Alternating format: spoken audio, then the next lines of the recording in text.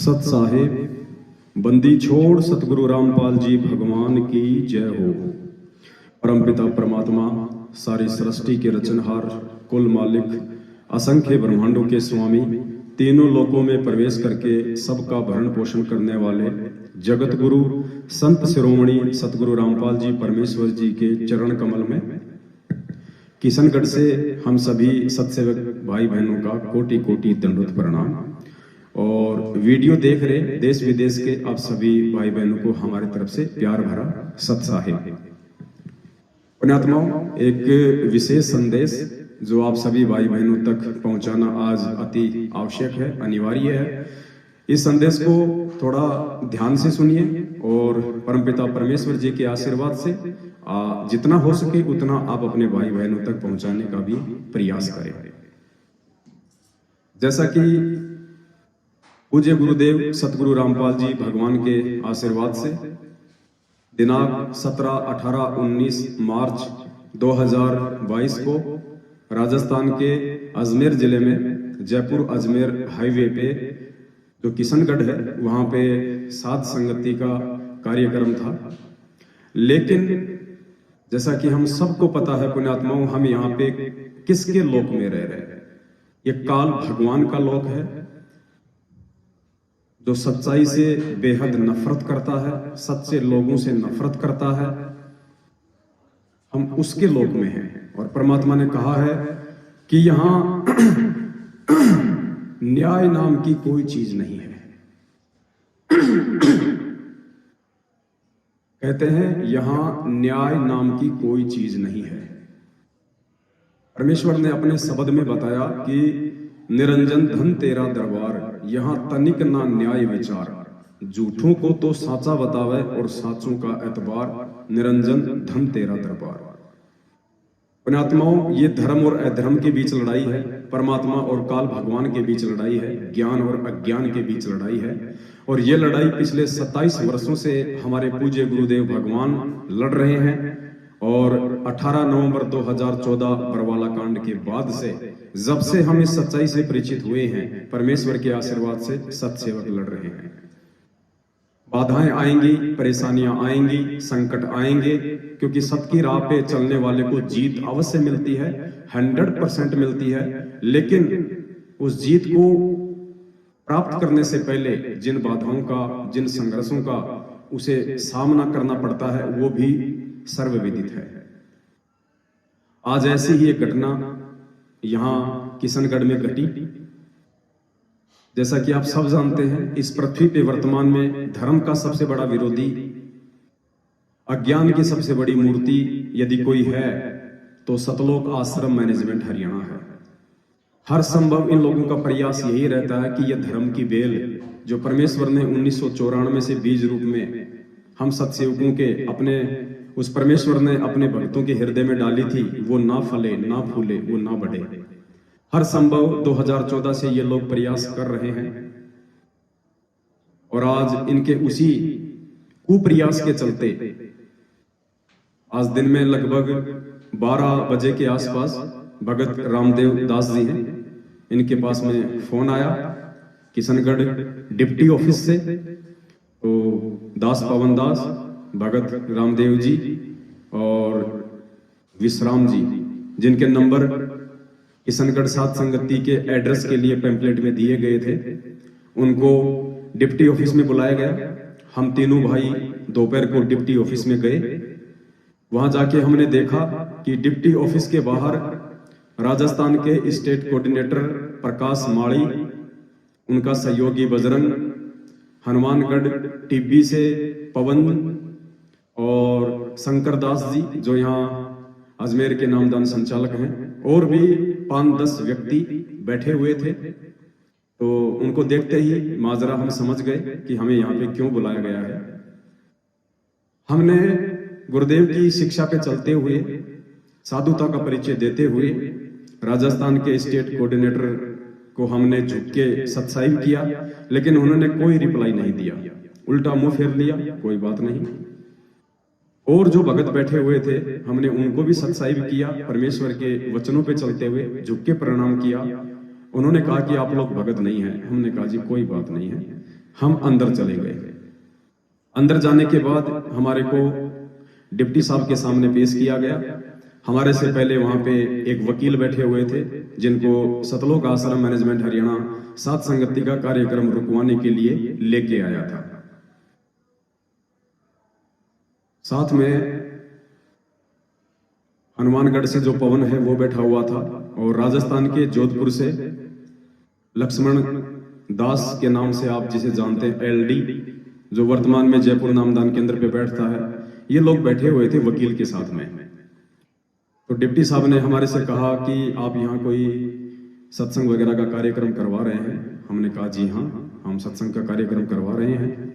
तो उन्होंने कहा कि आपके खिलाफ हिसार की जेल से एक लेटर आया है, आपके गुरुदेव का बताया जा रहा है, जिसमें ये कहा गया है कि ये लोग मेरे नाम और मेरी फोटो का प्रयोग ना करें, और मेरे नाम से यदि ये कोई सत्संग करते हैं तो इनके ऊपर कानूनी कार्यवाही हो।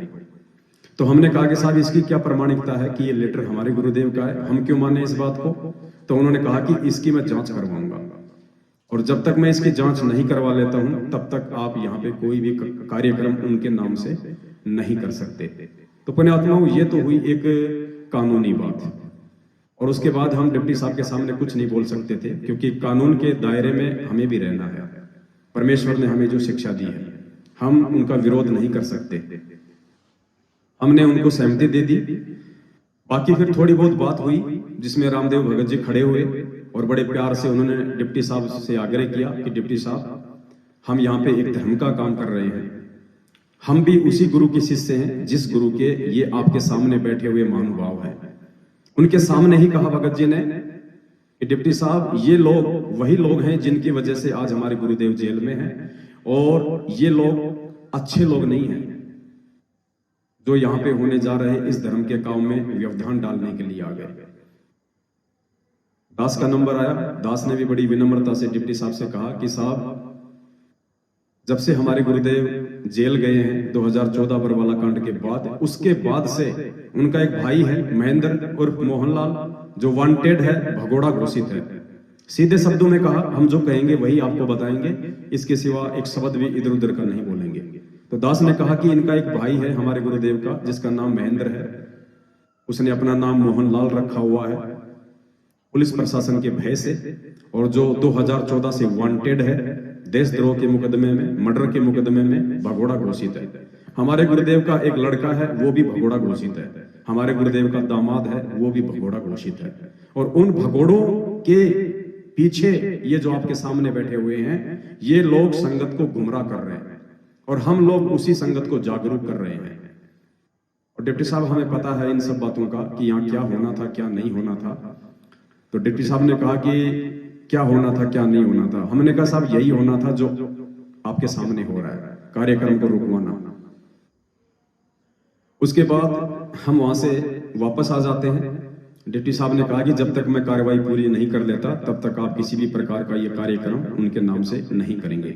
हालांकि डिप्टी साहब का कहना ये उचित नहीं था। उचित क्यों नहीं था?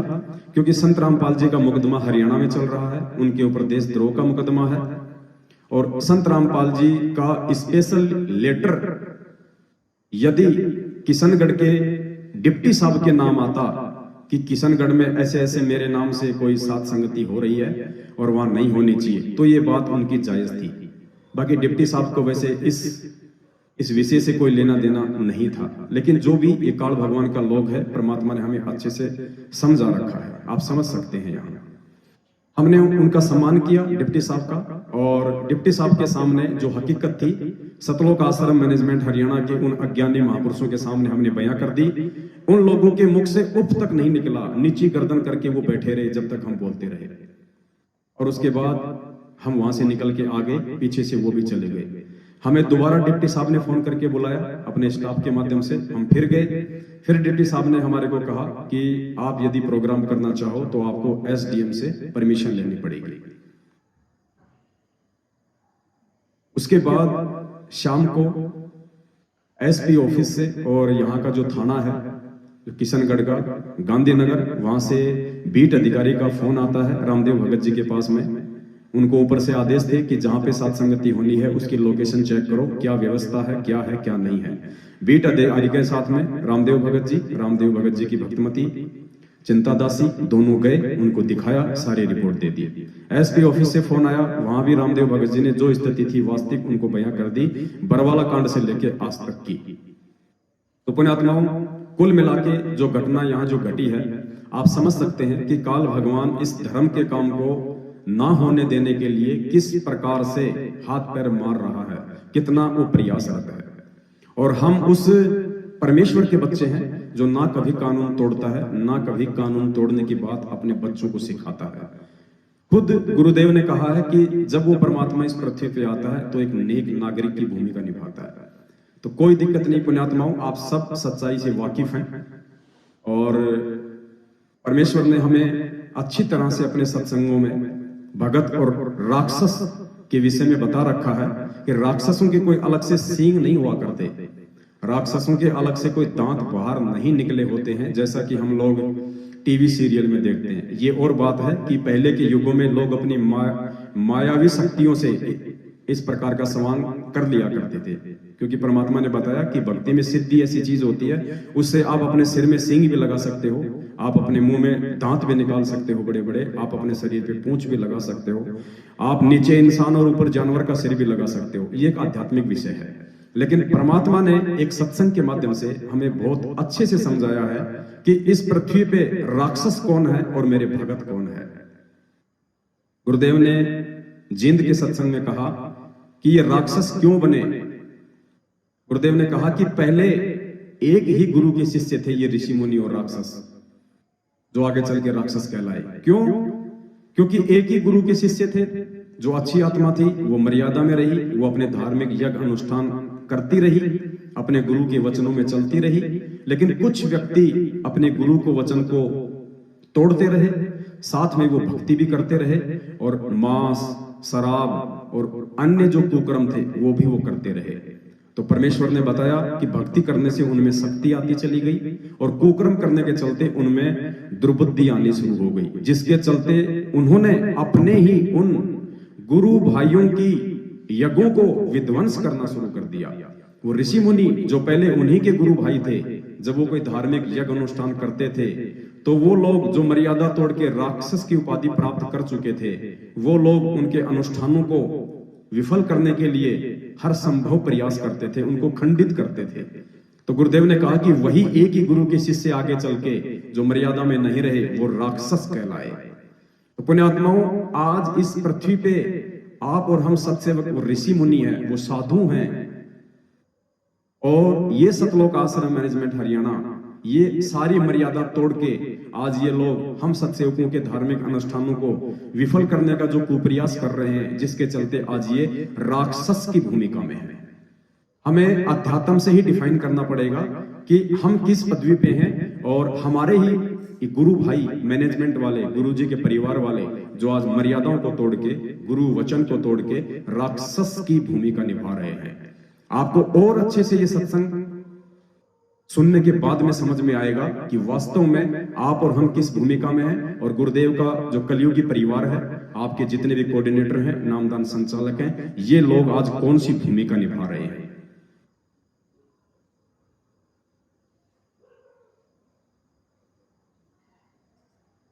महल का भेद मैरवी को कहना, जो असली वस्तु है किसी एक आध कोई जो आपका खास मैरवी से सारे हो जाओ उनको बताना।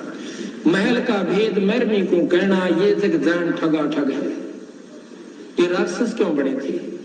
एक गुरु से नाम लिया, साधना दोनों ने कर ली, जो गुरु की फटकार को नहीं उठ सके वो विमुख होकर के राक्षस रूप में आ गए, उनकी निंदा शुरू कर दी और उनके भक्तों के साथ द्वेष करना शुरू कर दिया। सिद्धियां दोनों में होगी थी भक्ति से।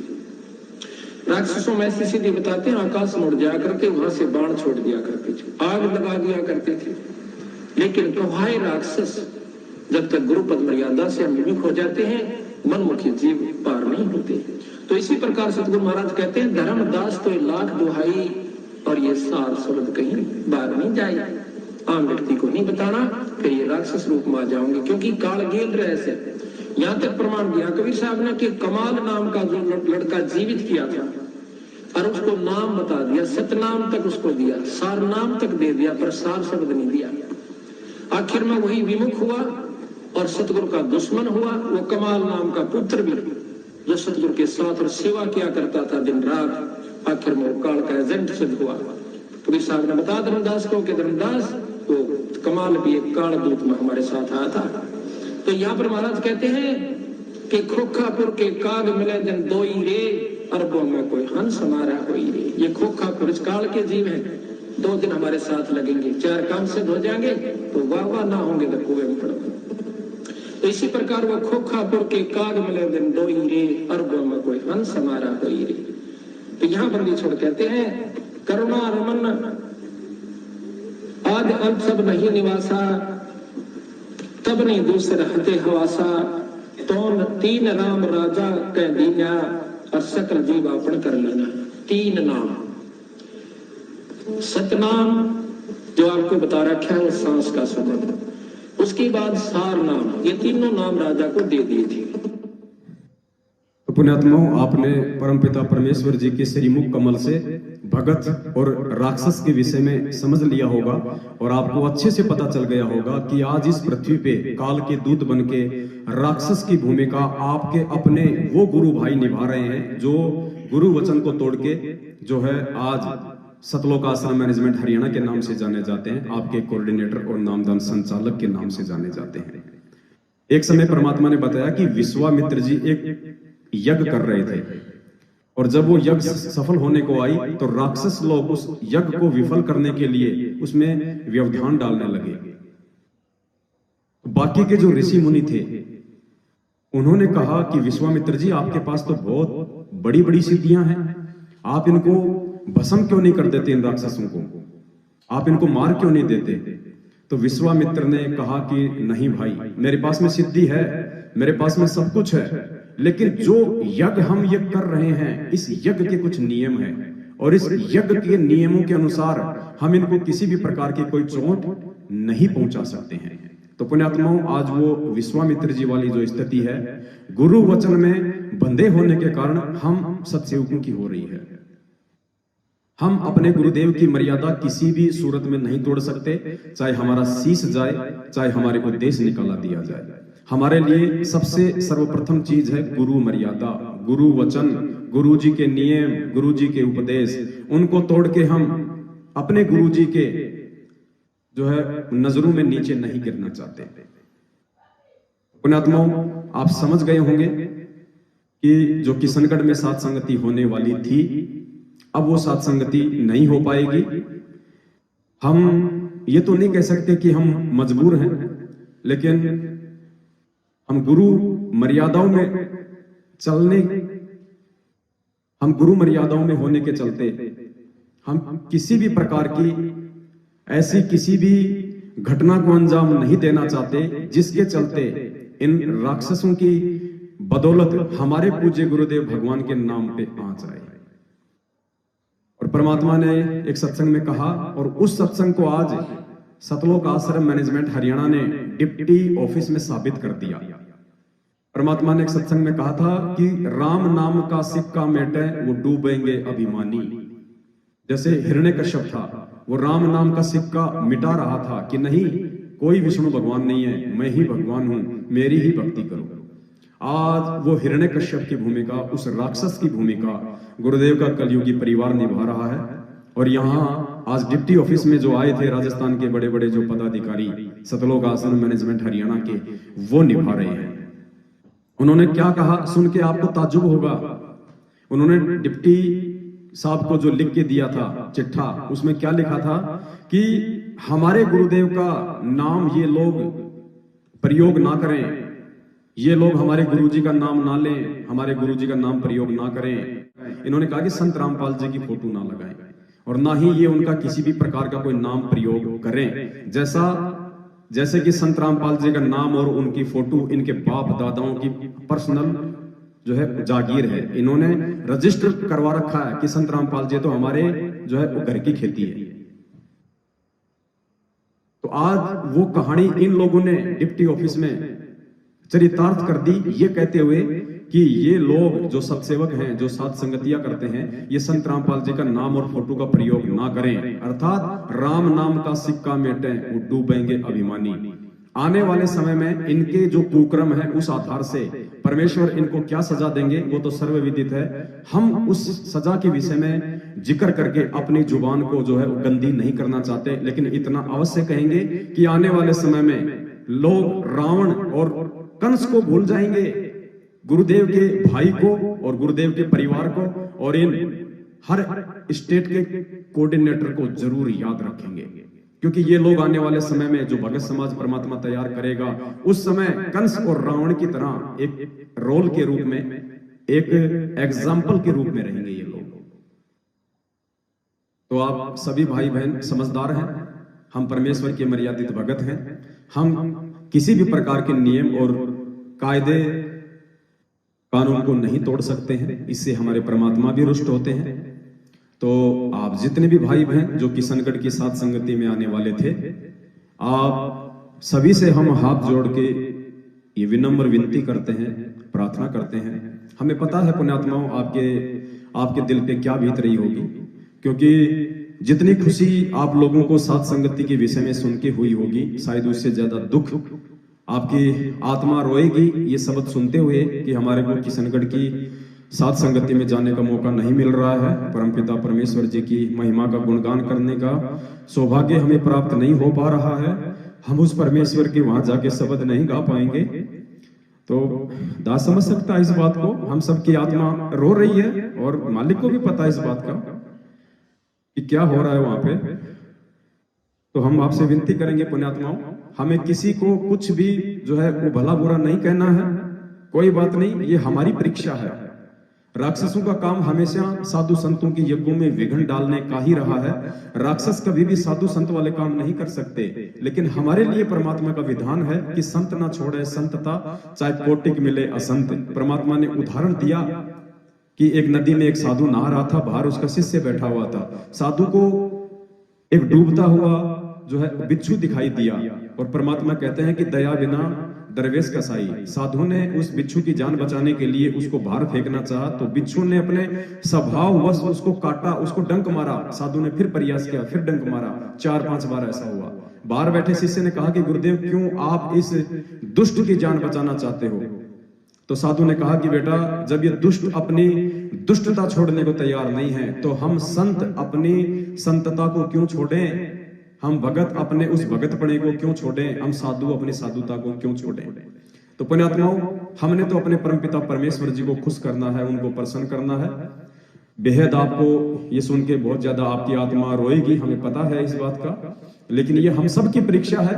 और हाजिरी तो हमारी लग गई, हाजिरी तो हम सबकी लग गई, चाहे हम यहाँ ना पहुंचे ये और बात है, लेकिन हाजिरी परमात्मा ने हम सभी भाई बहनों के अपने चरणों में लगा दी है।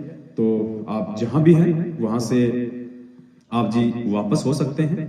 और जो भाई अभी अभी अपने घरों से साथ संगति के लिए नहीं चले हैं, उनसे भी हाथ जोड़ के प्रार्थना है कि आप जी अपने घर पे ही परमपिता परमेश्वर जी को भोग लगाएं और मालिक के वहीं पे जो है गुणगान करें, क्योंकि आने वाला समय तो पुण्यात्माओं आप और हमारा ही है। पूरे विश्व में भक्तों का डंका बजेगा, पूरे विश्व में साधुता का जो है वो परचम लहराएगा। ये राक्षस, ये दुष्ट प्रवृत्ति के लोग थोड़े समय के हैं, क्योंकि परमात्मा ने हमें सिखाया है कि बेटा ये पाप और पुण्य की लड़ाई है। गुरुदेव ने कहा कि बेटा मैं अपनी तरफ से किसी को भी दुर्शिष नहीं देता, मैं अपनी तरफ से किसी पे भी प्रहार नहीं करता, क्योंकि वो राक्षस भी मेरे बेटे हैं, तुम साधु भी मेरे बेटे हो। लेकिन मेरा एक विधान है कि राम किसी को मारे नहीं, और मारे तो हत्यारा राम, अपने आप ही मर जाएंगे ये कर कर खोटे काम। तो ये खोटे काम जो करने लग रहे हैं हमारे ही भूतपूर्व गुरु भाई, जो आज मर्यादा तोड़ के राक्षस की भूमिका में है, दिखते भले वो एक इंसान है। और इन लोगों को नहीं पता कि गुरुदेव ने कहा कि बेटा ये लड़ाई पाप और पुण्य की है, ये भक्ति पाप और पुण्य की है।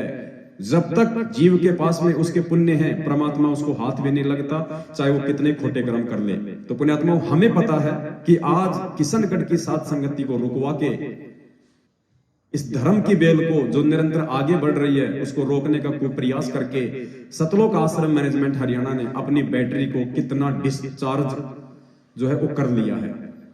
और समय निकट है आध्यात्मिक दृष्टि से ये अपने परिणाम स्वयं भोगेंगे और उस समय शायद इनको परमात्मा की तरफ से भी कोई माफी ना मिले। तो एक छोटा सा संदेश था।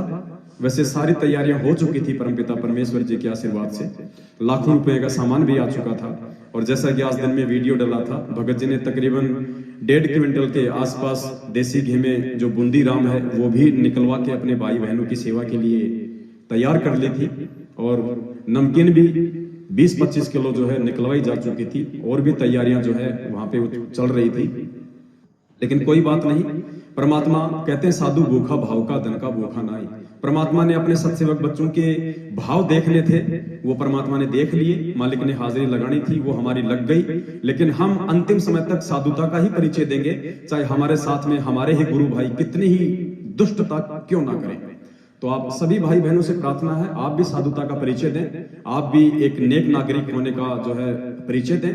और फिलहाल जो किशनगढ़ की सात संगति जो 17, 18, 19 मार्च 2022 को होने जा रही थी, वो इन उक्त कारणों की वजह से जो आपके सामने अभी रखे गए हैं, वो हम उसको जो है उस समय के लिए आगे करते हैं। और जब परमात्मा हमें फिर से मौका देंगे, कभी अगले महीने या उससे अगले महीने, उस समय फिर से आपको सूचित किया जाएगा। तो अभी आप सभी भाई बहन अपने अपने घर पे ही परमपिता परमेश्वर को भोग लगाएं, परमपिता परमेश्वर का जो है गुणगान करें। आगे आपको रामदेव भगत जी 2 शब्द कहेंगे।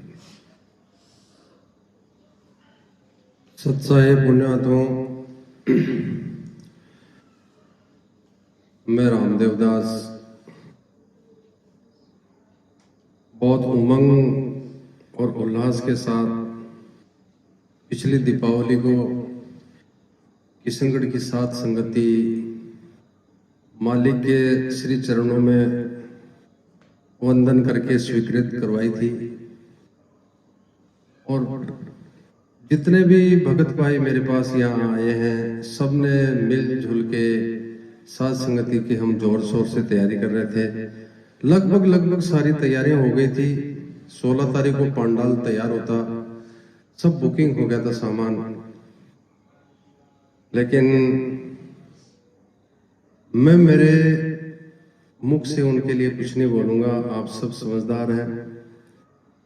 जो भी उन्होंने ये जो कैंसिल करवाने के लिए जो उनमें एक कुबुद्धि उत्पन्न हुई है, उसका उन्होंने जो अंजाम दिया है वो अच्छा नहीं है। मानव समाज में भी ऐसा नहीं होता है जहां आध्यात्मिक में हो रहा है। मनुष्य भी आज हमारा कोई जगत विरोधी नहीं है। हमारे पड़ोसी भी जो मालिक की शरण में नहीं है, वो भी बहुत उल्लास में थे। हम भी साथ संगति में जाएंगे, हो सकता है कि हम आपके ज्ञान को सुनकर मालिक की शरण में आ जाएं। उनको भी कल अगर मैसेज मिलेगा तो बहुत ठेस पहुंचेगी। लेकिन हमारे भगत भाई आज देखो किस प्रकार से विरोध कर रहे हैं। मैंने थानेदार जी से आपसे एक अनुरोध किया था, मैं कहा थानेदार साहब, जो मेरे भगत भाई घर छोड़ करके रास्ता तय कर रहे हैं, क्या उनको मैं भोजन भंडारा घर पे दे सकता हूँ? थानेदार जी से सहर्ष से स्वीकार किया, आप दे सकते हैं। इसलिए पुण्यात्माओं, जो भगत भाई अपने घर से चल दिए हैं, सहर्ष किशनगढ़ पहुंच करके मेरे से कांटेक्ट करें और मेरे घर पे आपको मालिक के श्री चरणों में आपको सब कुछ मिलेगा। एक आपके भाई से प्यार मिलेगा। पुण्यात्माओं, जो भी भगत भाई रास्ते में चल रहे हैं, वो 10, 20, 30 जितने भी भगत भाई हैं वो यहाँ आए और एक बार मालिक का भोग प्रसाद अवश्य जरूर लेवें। इसके लिए मैंने थानेदार साहब से अनुमति ली है। और जो भगत भाई अपना घर नहीं छोड़े हैं, वो प्लीज अगले आदेश तक कहीं भी साथ संगति होगी, कानूनी तरीके से करेंगे, सोच समझ के करेंगे। तब तक आप अगली साथ संगति का इंतजार करें।